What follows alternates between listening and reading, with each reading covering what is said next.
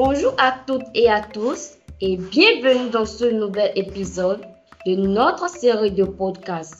Aujourd'hui, nous abordons un enjeu à la fois très concret et profondément injuste, celui de l'accès géographique et financier à l'avortement sécurisé. Car oui, même lorsque la loi autorise l'avortement, l'accès réel reste un privilège pour certaines et un parcours du combattant pour d'autres.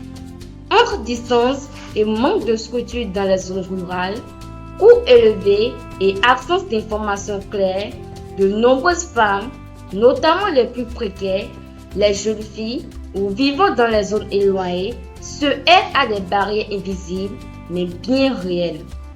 Avec nous aujourd'hui, Madame Lucrèce Avaoui, qui nous aidera à comprendre ces défis, à écouter les voix des oubliés du système et à explorer les pistes pour garantir un accès équitable, quelles que soient ses origines, son statut ou son lieu de vie. Alors, Madame Lucrèce Avaoui, je vous laisse vous présenter. Merci, Madame la journaliste. Moi, c'est Lucrèce Avaoui. Je suis la présidente de l'association BioA, une association qui lutte pour la promotion du droit de la femme, notamment sur le plan social, sexuel et de la santé de reproduction. Je suis également consultante en genre et développement. Je suis également une femme entrepreneur. Merci pour l'opportunité qui m'est offerte ce matin de pouvoir donner des éclaircissements par rapport à ce thème. Pour commencer, nous voudrons savoir quelles sont les principales barrières géographiques qui entravent l'accès à l'avortement sécurisé pour de nombreuses femmes. Vous savez, les barrières géographiques constituent un obstacle majeur à l'accès à l'avortement sécurisé pour de nombreuses femmes. Principalement, l'éloignement des centres de santé dans les régions rurales. Les cliniques et hôpitaux offrant ces services d'avortement sont rares et très éloignés.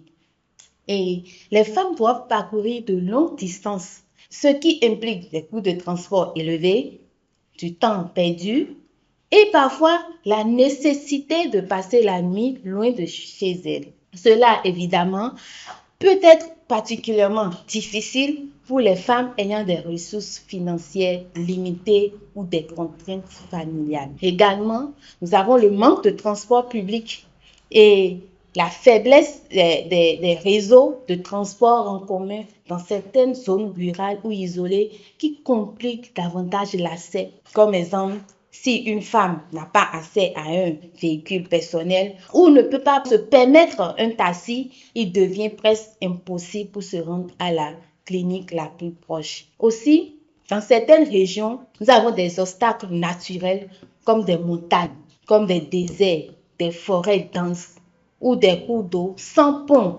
Voyez-vous, ces tas de choses rendent des déplacements difficiles, longs, périlleux, surtout pendant certaines saisons telles que la saison des pluies. Les routes sont impraticables.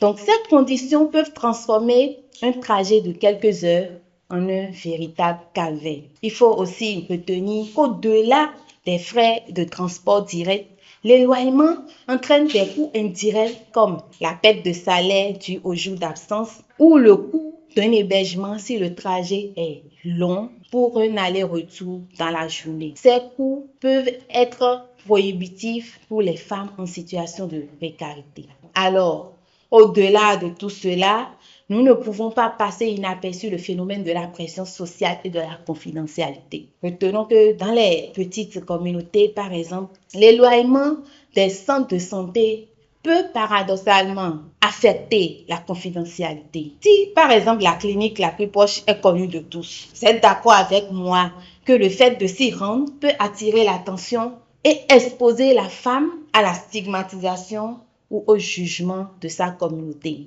la poussant ainsi à chercher des méthodes dangereuses et non sécurisées. Ces barrières géographiques s'ajoutent alors souvent à d'autres obstacles, quels que soient tels législatifs, financiers, culturels, pour créer un parcours d'obstacles quasi insurmontable pour de nombreuses femmes cherchant à exercer leur droit à l'avortement sécurisé. Alors, Madame Lucrèce, dites-nous, face à ces principales barrières géographiques, comment la concentration des services d'avortement dans les zones urbaines affecte-t-elle la population rurale ou éloignée? La concentration des services d'avortement dans les zones urbaines a des répercussions profondes et souvent négatives sur les populations rurales ou éloignées. Comment? Il faut noter que ces inégalités géographiques créent de nombreux obstacles à l'accès aux soins d'avortement sécurisés, entraînant des conséquences sanitaires, des conséquences sociales et également des conséquences économiques. Le premier des défis majeurs qu'il faut retenir et dont font face ces populations rurales pour accéder aux services d'avortement concentrés en milieu urbain est la distance géographique et les coûts de transport. Les femmes des zones rurales doivent parcourir de longues distances pour atteindre les cliniques ou hôpitaux urbains. Cela implique les coûts de transport élevés qui peuvent être prohibitifs, surtout pour les personnes à faible revenu. Outre le transport, il y a également des frais d'hébergement qui peuvent s'ajouter si le déplacement nécessite plusieurs jours. Ces femmes peuvent également perdre des jours de travail, ce qui représente une contrainte financière supplémentaire. De plus, l'accès à l'information sur les services disponibles, les procédures et les droits est souvent limité dans les zones rurales. Les femmes peuvent ne pas savoir où se rendre ni comment initier le processus. Également, il y a la stigmatisation autour de l'avortement, ce qui peut être plus prononcé dans les petites communautés rurales où l'anonymat est difficile à maintenir. Donc, vous voyez avec moi qu'il est clair que cette peur du jugement peut dissuader les femmes de chercher des soins, même si elles en ont besoin. Aussi, se déplacer pour un avortement peut être compliqué pour les femmes ayant des responsabilités familiales, des enfants à charge ou un emploi ne permettant pas des absences faciles. Quelles sont alors les conséquences sur les populations rurales?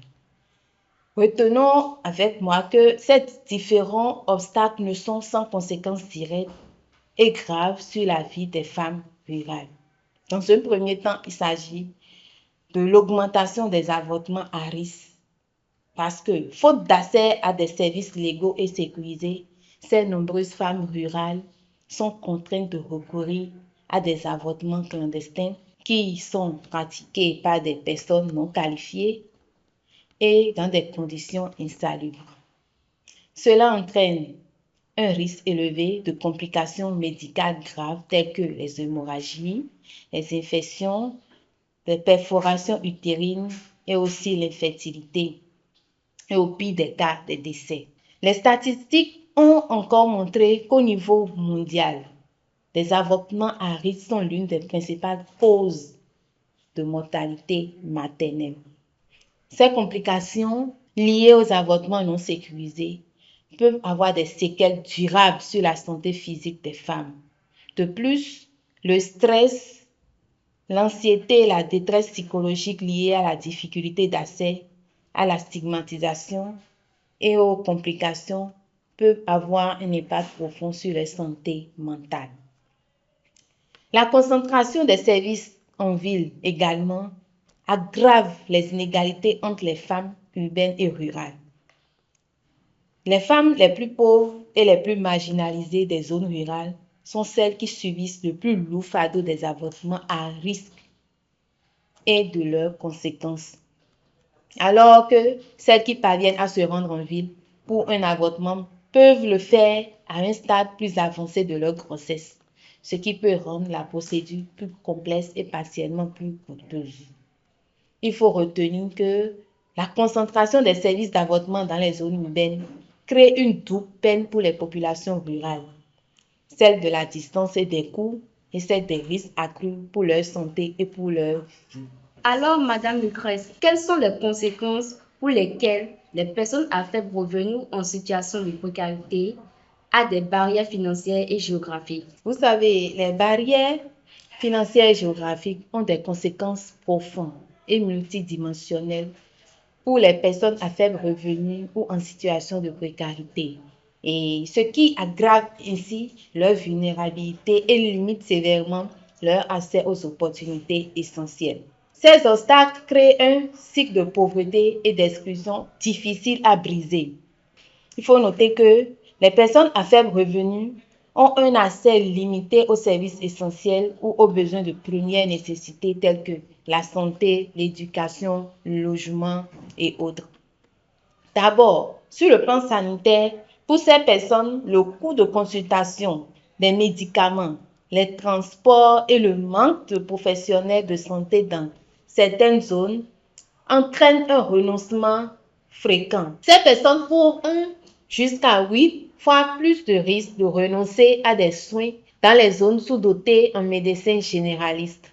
Cela a pour conséquence directe des problèmes de santé non traités, des maladies chroniques qui s'aggravent, une détérioration de la qualité de vie et une diminution de l'espérance de vie.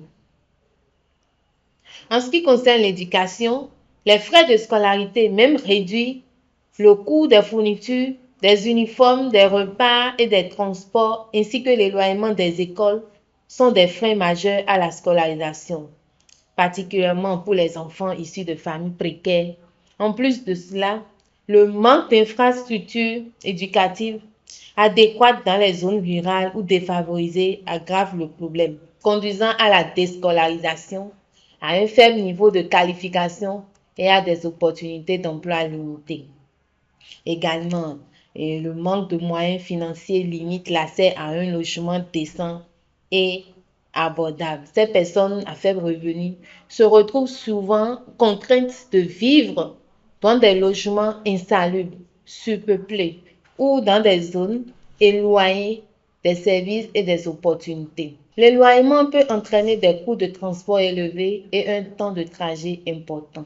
Les barrières géographiques, notamment l'absence ou la faiblesse des transports en commun, rendent difficile l'accès aux zones d'emploi et en ce sens que les personnes à faible revenu ne possédant pas un véhicule sont confinées aux opportunités d'emploi locales, souvent moins nombreuses et moins bien rémunérées. Cela limite aussi considérablement leurs chances de trouver un emploi stable et de qualité et les enferme ainsi dans la précarité professionnelle. Sur le plan financier, l'exclusion financière, qui est une conséquence directe des barrières financières, parce que plus d'1 milliard d'adultes dans le monde n'ont pas accès aux services bancaires formels. Cette absence de compte bancaire, de crédit ou d'assurance rend difficile la gestion budgétaire, l'épargne, la réalisation de projets et la protection contre les imprévus. Ces personnes sont obligées parfois de se retourner vers des solutions informelles, coûteuses ou risquées. Toutes ces difficultés dont font face ces personnes ne sont pas sans conséquences sociales et psychologiques sur leur vie. Par exemple, l'éloignement des services et des réseaux sociaux, combiné aux difficultés financières, peut entraîner un sentiment d'isolement et d'exclusion sociale. La précarité peut également être source de stigmatisation, affectant l'estime de soi et la participation à la vie communautaire.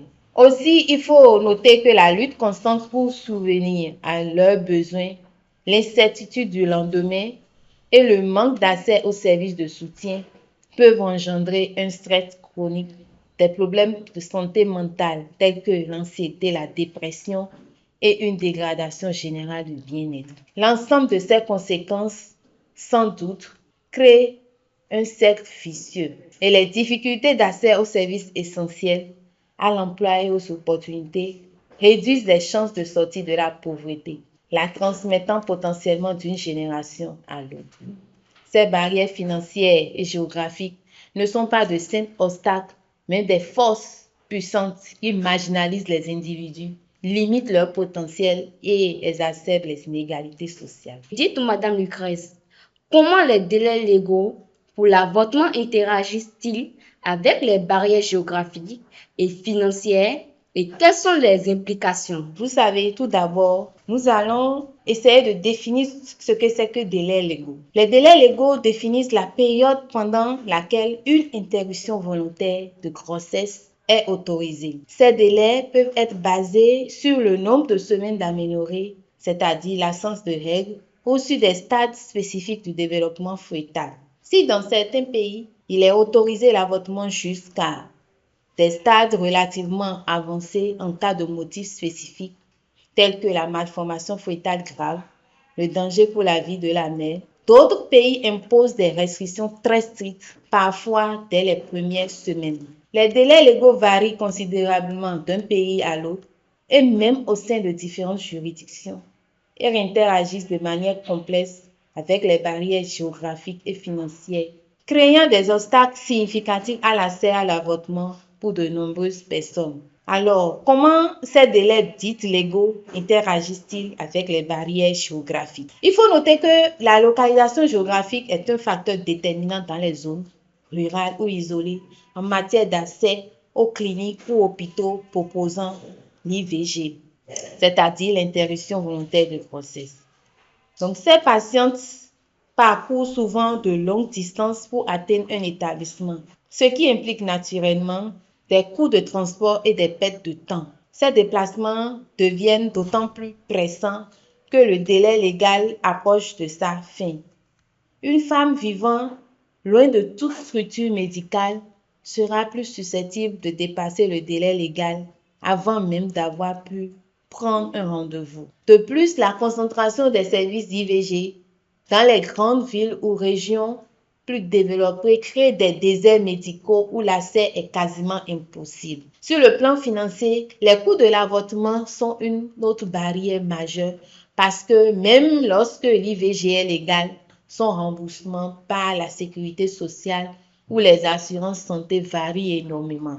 Et dans de nombreux endroits, les patientes doivent prendre en charge une partie ou la totalité des frais. Ces coûts incluent non seulement l'acte médical lui-même, mais aussi les consultations préliminaires, les examens complémentaires, les frais de transport et d'hébergement si le déplacement est nécessaire, ainsi que la perte de salaire due à l'absence de travail. Pour les personnes à revenus modestes, ces frais peuvent être prohibitifs, les forçant à retarder la procédure ou à y renoncer complètement. Le temps perdu à rassembler les frais nécessaires peut les pousser au-delà du délai légal.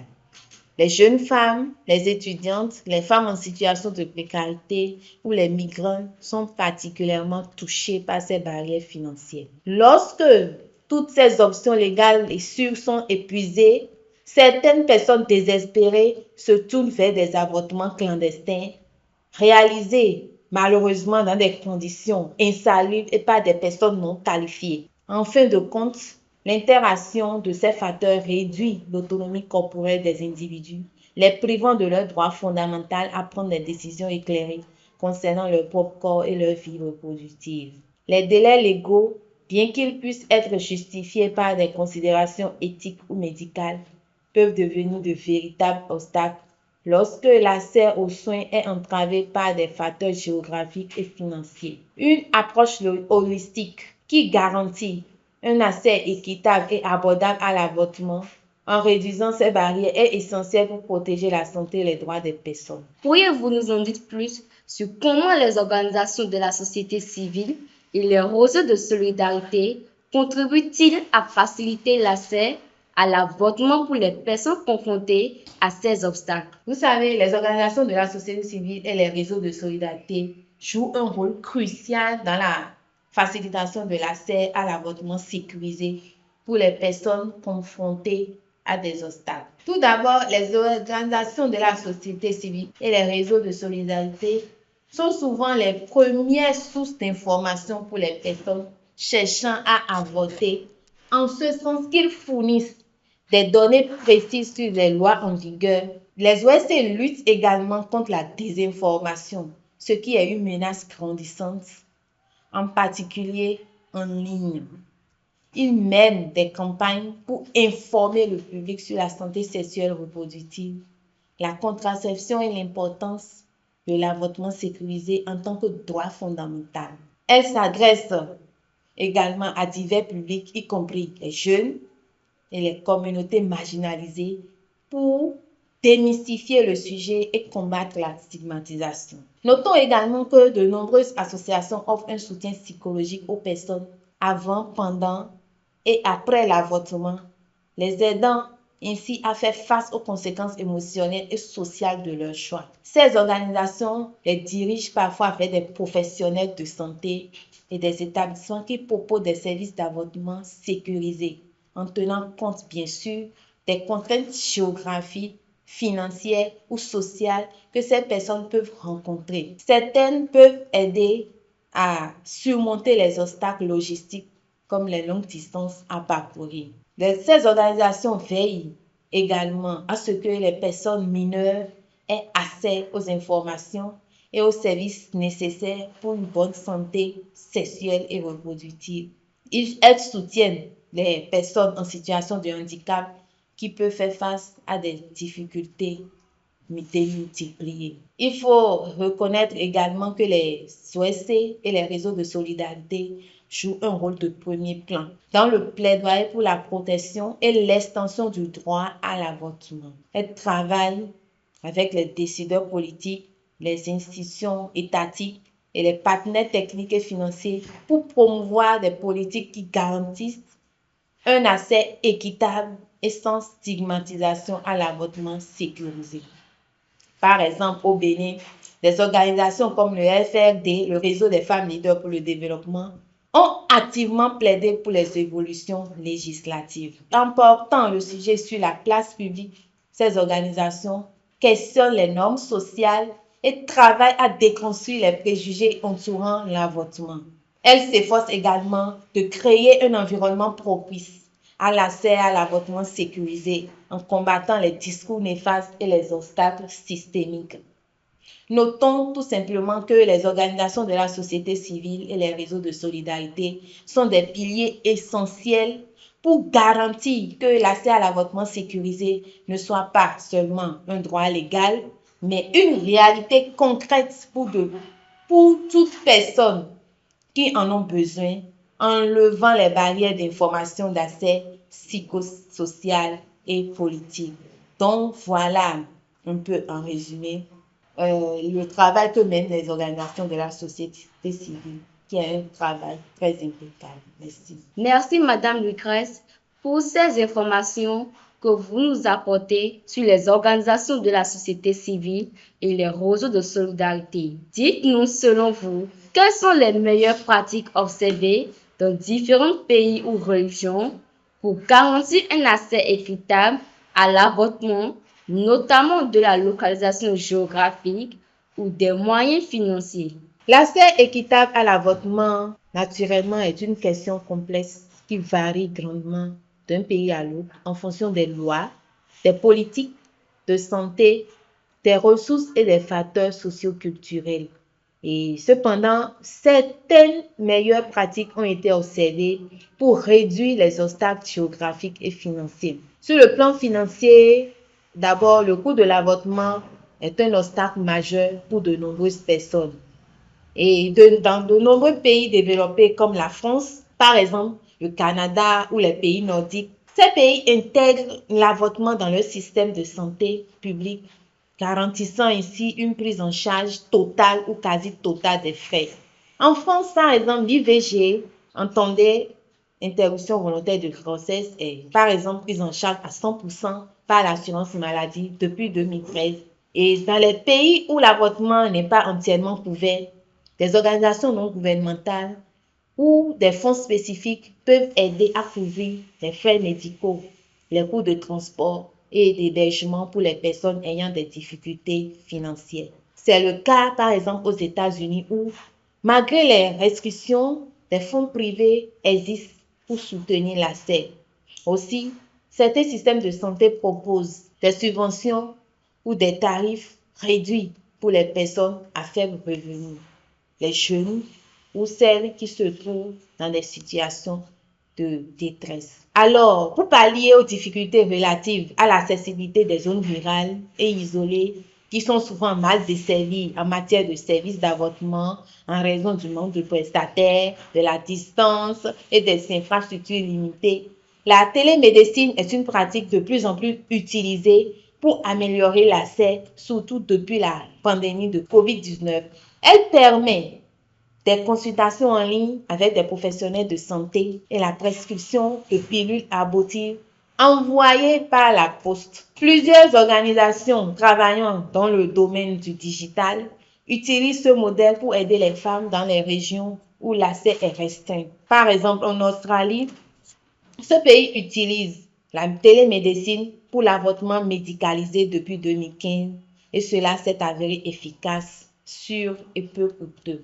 Aussi, plusieurs autres statistiques ont montré que permettre à des sages-femmes et à d'autres professionnels de santé formés de pratiquer des avortements peut considérablement augmenter le nombre de points d'accès, en particulier dans les zones où les médecins sont rares. Certains pays ont amendé leur législation pour autoriser les sages-femmes à réaliser les IVG instrumentales. Comment l'éducation sexuelle et la diffusion d'informations sur les droits en matière de santé reproductive peuvent aider les individus à naviguer dans ce système et à surmonter les barrières.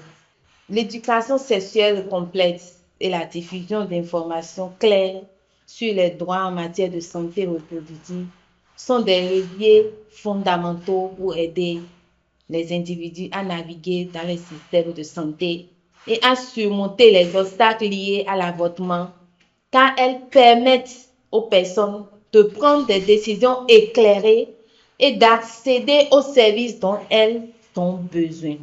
Et nous savons tous qu'une éducation sexuelle exhaustive fournit aux individus des connaissances précises sur leur corps, la reproduction, la contraception et les différentes options en matière de grossesse, y compris l'avortement. Cette connaissance leur permet dans un premier temps de savoir à quoi s'attendre lors d'une consultation ou d'une procédure d'avortement afin de réduire l'anxiété, la peur de l'inconnu. Et dans un second temps, d'être informé des signes de grossesse et des options disponibles, ce qui permet une prise de décision rapide et un accès précoce aux soins, et ce qui est souvent essentiel pour la sécurité et la légalité de l'avortement. Merci Madame Lucrèce et donnez-nous quelques enjeux spécifiques pour les populations marginalisées, minorités, ethniques, personnes en situation de handicap, jeunes, en termes d'accès géographique et financier à l'avortement. L'accès à l'avortement, bien que souvent reconnu comme un droit fondamental en matière de santé reproductive, reste quand même semé d'obstacles et pour de nombreuses populations marginalisées d'ailleurs. Et ces enjeux sont à la fois géographiques, financiers et s'entremêlent souvent avec d'autres formes de discrimination.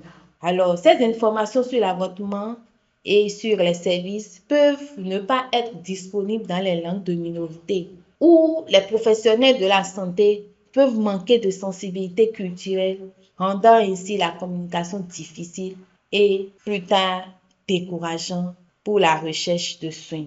Les femmes issues de minorités peuvent être confrontées à des préjugés raciaux et à une stigmatisation accrue, tant de la part des prestataires de soins que de leur propre communauté. Les communautés minoritaires peuvent résider dans des zones où les cliniques d'avortement sont rares, éloignées ou mal desservies par les transports en commun, aggravant les inégalités géographiques.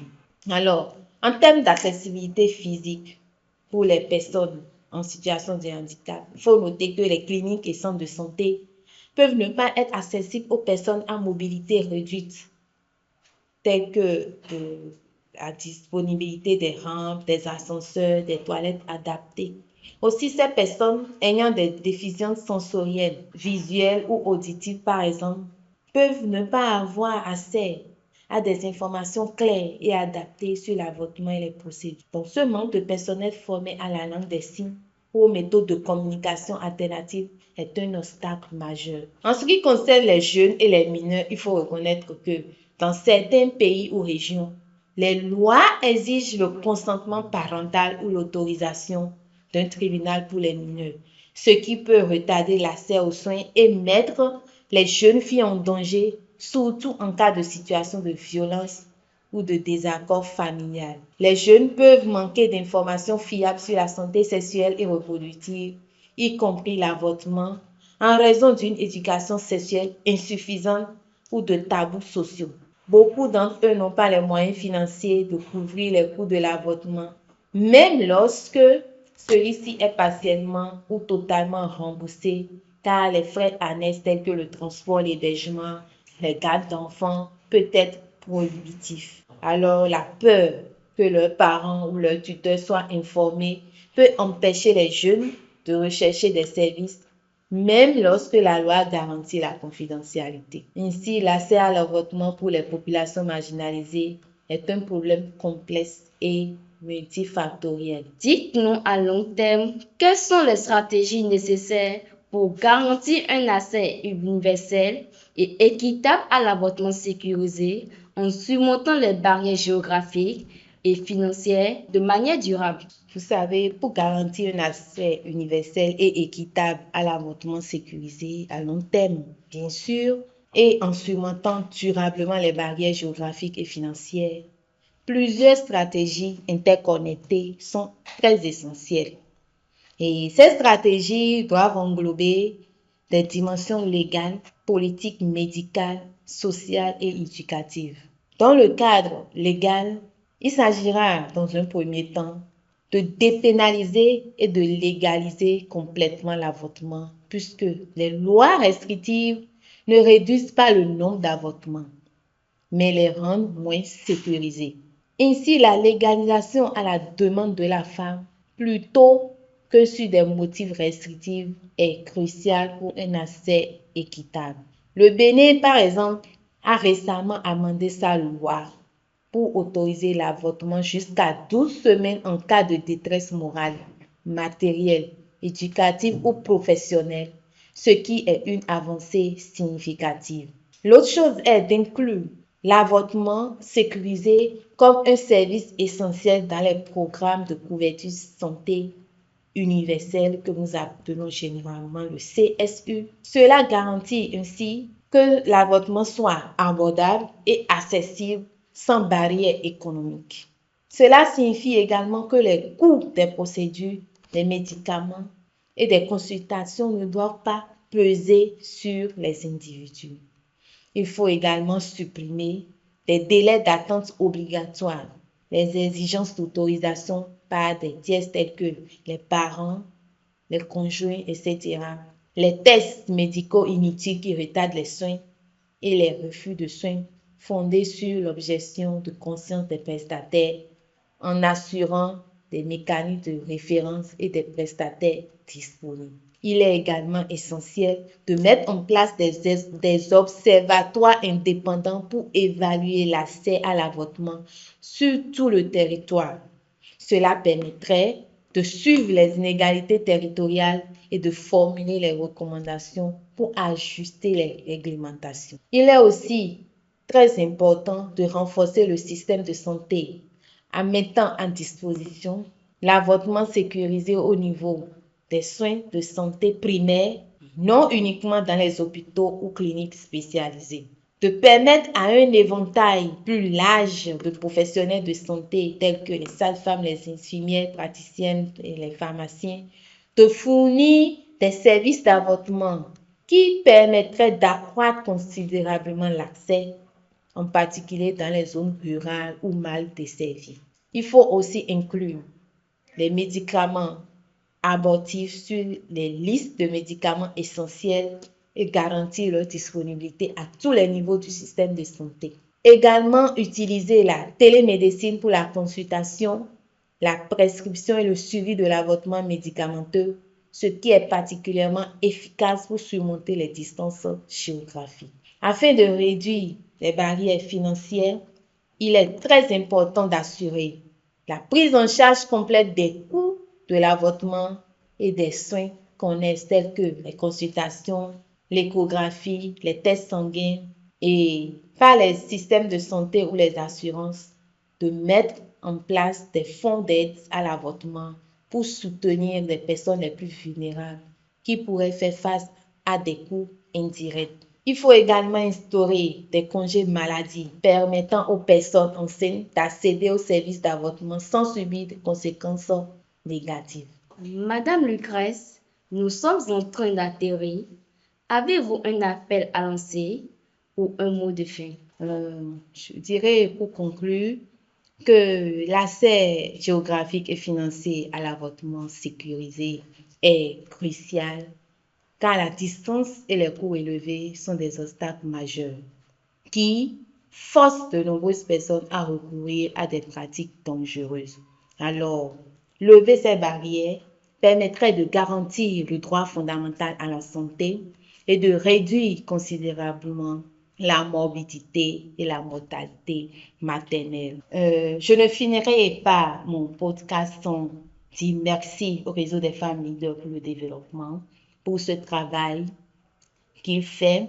Merci au partenaire Amplify Change pour l'appui financier et je lance un grand appel aux organisations de la société civile de mettre le pas dans le pas du FRD pour qu'ensemble, les soins d'avortement sécurisés sans stigmatisation soient une réalité pour les femmes. Je vous remercie.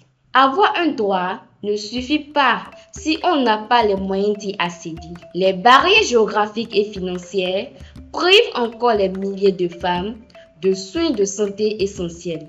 Elles retardent les démarches, les compliquent et parfois les rendent impossibles. Et ce sont souvent les plus vulnérables, jeunes, rurales, marginalisées, qui payent le prix fort. Mais des solutions existent.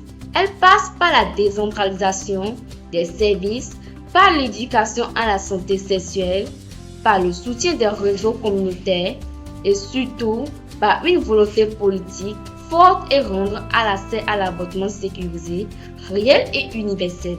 Ce podcast est une initiative du réseau des femmes leaders pour le développement avec le soutien de Amplify Change. Merci à Madame Lucrèce pour son éclairage riche et engagé. On se retrouve très bientôt pour un nouvel épisode. Portez-vous bien.